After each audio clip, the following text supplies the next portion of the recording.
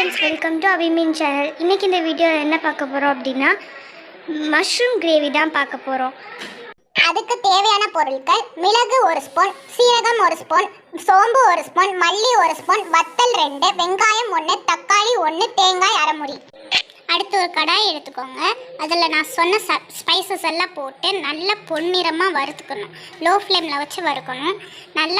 நல்லா வறுத்தாதான் நல்லாயிருக்கும். அதுக்குன்னு ரொம்ப கருக விட்டுறக்கூடாது. நல்லா வறுத்ததுக்கப்புறம் ஒரு மிக்சர் ஜாரில் மாற்றிட்டு நல்லா பவுடரை அரைக்கணும். நல்லா பொறுமையாக வறுக்கணும். அதை பொன்னிறமாக வறுத்துக்கணும். லோ ஃப்ளேமில் வச்சு தான் வறுக்கணும். கருகிரும். ஹை ஃப்ளேமில் வச்சிங்கன்னா கருகி போயிடும், நல்லா இருக்காது. லோ ஃப்ளேமில் வச்சு வறுத்துட்டு அதை மிக்சர் ஜாரில் மாற்றிட்டு தண்ணி ஊற்றாமல் பவுடராக வச்சுக்கணும் தனியாக.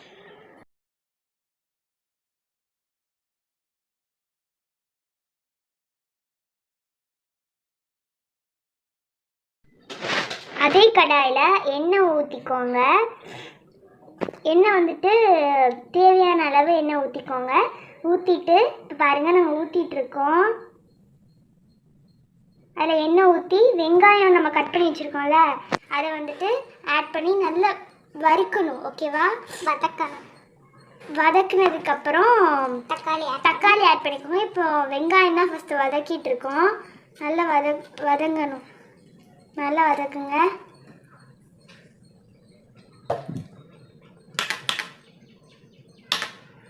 நல்லா வதக்கணும். இப்போ தக்காளியும் ஆட் பண்ணி வதக்கிக்கோங்க. ரெண்டுமே நல்லா வதங்கணும். நல்லா வதங்கினதுக்கப்புறம் நம்ம வந்து அது ஃபைன் பேஸ்ட்டாக அரைச்சிக்கணும். இது வந்துட்டு கிரேவிக்கு தான், வேறு எதுக்கும் இல்லை. மிஸ்டேக் பண்ணிட்டேன். என்ன அப்படின்னா, இன்க்ரீடியண்ட்டில் நான் தேங்காய் சொன்னேன், ஆனால் இது வந்துட்டு நான் தேங்காய் அரைக்கிறது காட்டவே இல்லை. கடைசியில் நம்ம கிரேவிக்கு வந்து இது பேஸ்ட் அரைச்சதுக்கப்புறம் எப்படியும் தேங்காய் அரைச்சிக்கோங்க. தேங்காய் வந்துட்டு நல்லா மையாக அரைச்சிக்கோங்க. அது வந்துட்டு முக்கியமாக தேவைப்படும் கிரேவிக்கு.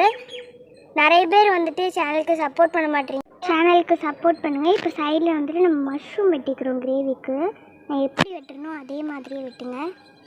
பாருங்கள், உங்களுக்கு பிடிச்ச சைஸ். ஆமாம், உங்களுக்கு பிடிச்ச சைஸில் நீங்கள் வெட்டிக்கோங்க. அது மாதிரி நீங்கள் சேனலுக்கு ப்ளீஸ் எப்படியாவது சப்போர்ட் பண்ணுங்கள். இப்போ அது எல்லாத்தையுமே அதை வந்துட்டு நீங்கள் பேஸ்ட்டாக அரைச்சிக்கோங்க. இப்போ சைடில் வந்துட்டு ஒரு கடாயில் தேவையான அளவு எண்ணெய் ஊற்றிக்கோங்க. எங்களுக்கு இவ்வளோ எண்ணெய் தேவைப்பட்டுச்சு, நாங்கள் இவ்வளோ எண்ணெய் ஊற்றிக்கிறோம். ஊற்றிட்டு கொஞ்சம் எண்ணெய் காஞ்சக்கப்புறம் ஜீரகம் ஆட் பண்ணிக்கோங்க. அது மாதிரி அந்த ஸ்பைசஸ் நான் ஸ்டார்டிங்கில் ஸ்பைசஸ் சொன்னோம்ல, அது வந்துட்டு நல்ல பவுடர் பண்ணி வச்சுக்கோங்க சைடில். ஏன்னா லாஸ்ட் நம்ம அதை ஆட் பண்ணணும். இப்போது நம்ம ஜீரகம் ஆட் பண்ணிக்கலாம். ஜீரகம் ஆட் பண்ணிவிட்டு இப்போது நம்ம வெங்காயம் தக்காளி அரைச்சி வச்சுருந்தோம்ல, அந்த நல்ல பேஸ்ட்டாக வச்சுக்கோங்க. இப்போ அதையும் ஆட் பண்ண போகிறோம். இது கொஞ்சம் புரிஞ்சக்கப்புறம் அந்த பேஸ்ட் ஆட் பண்ணிக்கோங்க. பேஸ்ட் ஆட் பண்ணி கிண்டிக்கோங்க. அப்போ தான் அந்த பச்சை வாசனை போகும். அது மாதிரி ஸ்டார்டிங்கில் சொன்ன அந்த மல்லி அந்த ஸ்பைசஸ் வந்துட்டு பவுடராக தைச்சி வச்சுக்கோங்க. கடைசியில் ஆட் பண்ணுவோம். ஏன்னா அது கடைசியில் ஆட் பண்ணுறோம் அப்படின்னா நமக்கு வந்துட்டு அதை ஆட் பண்ண உடனே அந்த கிரேவி வந்துட்டு முடிச்சிடணும், ஆஃப் பண்ணிடணும். அதனால இப்போது இஞ்சி பூண்டு பேஸ்ட்டு போட்டுக்கிறோம். இஞ்சி பூண்டு நல்லா பச்சை வாசனை போகிற வரையே வறுத்துக்கோங்க. இப்போது அது போனதுக்கப்புறம் மஞ்சள் பொடி கொஞ்சமாக ஆட் பண்ணிக்கிறோம்.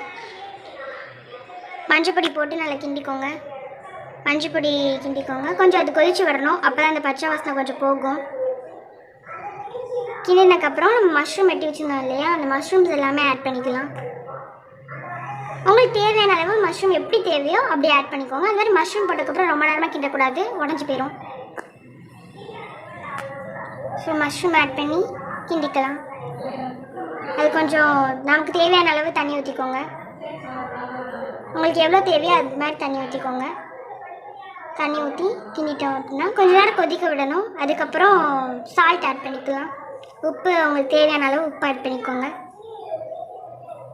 உப்பு ஆட் பண்ணி கொஞ்ச நேரம் கொதிக்க விட்டதுக்கப்புறம் நல்லா கிண்டிக்கோங்க. நல்லா அப்போ தான் உப்பு சேரும்.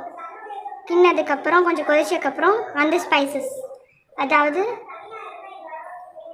இப்போ தேங்காய் பால் அரைச்சி ஊற்றுறோம். கொஞ்சம் கொதிச்சதுக்கப்புறம் தேங்காய் பால் அரைச்சி ஊற்றிக்கோங்க. இது கொஞ்ச நேரம் கொதிக்கட்டும். கொஞ்ச நேரம் கொதிச்சதுக்கப்புறம் அந்த ஸ்பைசஸ் எடுத்து வச்சுக்கோங்க. ஸ்டார்டிங்கில் சொன்ன அந்த ஸ்பைசஸ் இது கொஞ்சம் கொதிச்சதுக்கப்புறம் நம்ம அதை ஆட் பண்ணணும். இப்போ ஆட் பண்ணிக்கிறோம். ஆட் பண்ணி கொஞ்சம் கிண்டி விட்ட உடனே இப்போ நம்ம இறக்க போகிறோம். ஓகேவா? இதுக்கு மேலே கொதிக்க விடக்கூடாது. கடைசியில் கொத்தமல்லி போட்டு நம்ம இறக்கிக்கலாம்.